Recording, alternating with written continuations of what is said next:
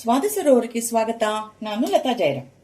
ವೀಕ್ಷಕರೇ, ಇವತ್ತು ನಾವೊಂದು ಮಾರ್ನಿಂಗ್ ಬ್ರೇಕ್ಫಾಸ್ಟ್ ರೆಸಿಪಿ ತಂದಿದ್ದೀನಿ. ಇದು ಎಲ್ರಿಗೂ ಗೊತ್ತಿರೋದೇ, ಆದರೆ ಒಂದು ಸ್ವಲ್ಪ ಡಿಫ್ರೆನ್ಸ್, ಸ್ವಲ್ಪ ಸ್ಲೈಟ್ ವೇರಿಯೇಷನ್ ಅಲ್ಲಿ ಮಾಡಿ ತೋರಿಸ್ತಾ ಇದ್ದೀನಿ. ಇದು ತಮಿಳುನಾಡಲ್ಲಿ ಬಹಳ ಫೇಮಸ್ಸು, ಮತ್ತೆ ಇಲ್ಲಿ ಕರ್ನಾಟಕದಲ್ಲೂ ನಮ್ಮೆಲ್ರಿಗೂ ಬಹಳ ಫೇವ್ರೆಟ್ ಆದ ಡಿಶ್. ಅದಕ್ಕೆ ಮೊದಲು ನಾನು 1 ಟೀ ಸ್ಪೂನ್ ಅಷ್ಟು ಎಣ್ಣೆ ಹಾಕೊಂಡಿದ್ದೀನಿ. ಸ್ವಲ್ಪ ಕಡಲೆಕಾಯಿ ಬೀಜನ ಮೊದಲು ಹುರ್ಕೊಂಡ್ಬಿಡೋಣ. ಚೆನ್ನಾಗಿ ಕೆಂಪಾಗುವಷ್ಟು ಹುರ್ಕೊಂಡು ಸೆಪ್ರೇಟ್ ಆಗಿ ತೆಗೆದಿಟ್ಕೊಂಡ್ಬಿಡೋಣ. ಕಡಲೆಕಾಯಿ ಬೀಜನ ಹುರಿದು ಸಪ್ರೇಟಾಗಿ ತೆಗೆದಿಟ್ಕೊಂಡಿದ್ದೀನಿ. ಇವಾಗ ಪ್ಯಾನಿಗೆ 2 ಟೇಬಲ್ ಸ್ಪೂನ್ ಅಷ್ಟು ಎಣ್ಣೆ ಹಾಕೊಂಡಿದ್ದೀನಿ. ಎಣ್ಣೆ ಒಂದು ಸ್ವಲ್ಪ ಬಿಸಿ ಆಗಿದೆ. ಇವಾಗ ಇದಕ್ಕೆ ಒಗ್ಗರಣೆ ಮೊದಲು ಕೊಟ್ಕೊಂಡ್ಬಿಡೋಣ. ಒಗ್ಗರಣೆಗೆ ನಾನು 2 ಟೀ ಸ್ಪೂನ್ ಅಷ್ಟು ಸಾಸಿವೆ ಸ್ವಲ್ಪ ಚಿಟ್ಕೊಟ್ಬೇಕು. ಸಾಸಿವೆ ಚಿಟ್ಕೊಟ್ಬೇಕಾದ್ರೆ ಮುಚ್ಚಿಟ್ಬಿಟ್ರೆ ಅದು ಪೂರ್ತಿ ಆ ಕಡೆ ಈ ಕಡೆ ಹಾರೋದಿಲ್ಲ. ಹಾಗಾಗಿ ನಾನು ಮುಚ್ಚಿಟ್ಟಿದ್ದೀನಿ. ಈಗ 2 ಸ್ಪೂನ್ ಅಷ್ಟು ಕಡಲೆಬೇಳೆ,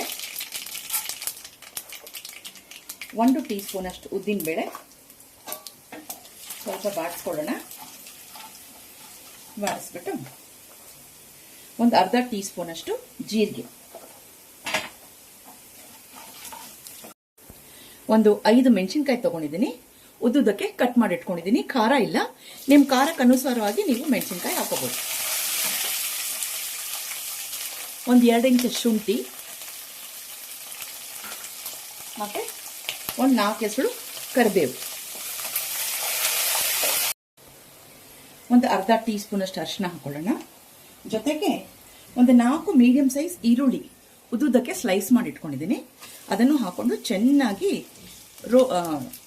ಬಾಡಿಸ್ಕೊಂಡ್ಬಿಡೋಣ. ಸ್ವಲ್ಪ ಅದೆಲ್ಲ ಗೋಲ್ಡನ್ ಬ್ರೌನ್ ಕಲರ್ ಆಗಬೇಕು, ಅಷ್ಟವರೆಗೂ ಬಾಡಿಸ್ಕೊಳ್ಳೋಣ.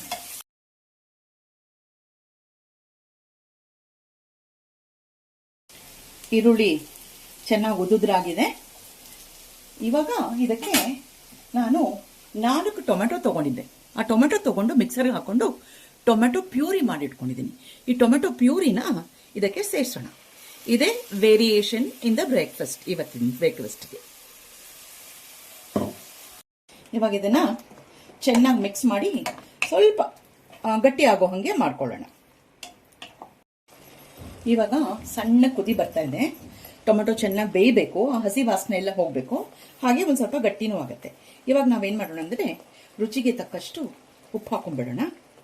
ಉಪ್ಪು ಹಾಕೊಂಡ್ಬಿಟ್ಟು ಚೆನ್ನಾಗಿ ಮಿಕ್ಸ್ ಮಾಡಿಬಿಟ್ಟು ಒಂದು ಸ್ವಲ್ಪ ಅದು ಚೆನ್ನಾಗಿ ಬೇಯಕ್ಕೆ ಬಿಡೋಣ. ನಾನು ಈ ಲೋಟದಲ್ಲಿ 1 ಲೋಟದಷ್ಟು, ಇದು ನಮ್ಮನೆ ನೀರಿನ ಲೋಟ, ಯಾವುದಾದ್ರೂ ಅಳತೆ ತಗೊಳ್ಳಿ, ನಿಮ್ಮ ಮನೆಗೆ ಯಾವ್ದು ಕಂಫರ್ಟಬಲ್ ಅನ್ಸುತ್ತೋ ಆ ಲೋಟ ತಗೊಳ್ಳಿ. ಈ ಲೋಟದಷ್ಟಲ್ಲಿ ಗಟ್ಟಿ ಅವಲಕ್ಕಿ ತಗೊಂಡಿದ್ದೆ. ಆ ಗಟ್ಟಿ ಅವಲಕ್ಕಿನ ಕ್ಲೀನಾಗಿ ತೊಳೆದು ತಿಳಿ ನೀರು ಬರೋ ಹಾಗೆ ಆದಮೇಲೆ ಆ ನೀರೆಲ್ಲ ತೆಗೆದುಬಿಟ್ಟು ಹೀಗೆ ಉದುದ್ರಾಗಿ ಮಾಡಿ ಇಟ್ಕೊಂಡಿದ್ದೀನಿ. ನೋಡಿ, ಈಗ ಉದುದ್ರಾಗಿದೆ ಇದು. ಓಕೆ, ಇದು ಬೇಯೋದ್ರೊಳಗೆ ಇದನ್ನು ನೀವು ರೆಡಿ ಮಾಡಿ ಇಟ್ಕೊಂಡ್ಬಿಡಿ. ಈಗ ಆಗ್ತಿರೋ ಹಾಗೆ ನಮ್ಮ ಟೇಸ್ಟ್ ಎನ್ಹಾನ್ಸರ್ 1 ಸ್ಪೂನ್ ಅಷ್ಟು ನಾನು ಸಕ್ಕರೆ ಹಾಕೋತಾ ಇದ್ದೀನಿ. ಇದರ ಜೊತೆಗೆ ಒಂದು ಸ್ವಲ್ಪ ಕೊತ್ತಂಬರಿ ಸೊಪ್ಪು ಹಾಕೋತಾ ಇದ್ದೀನಿ.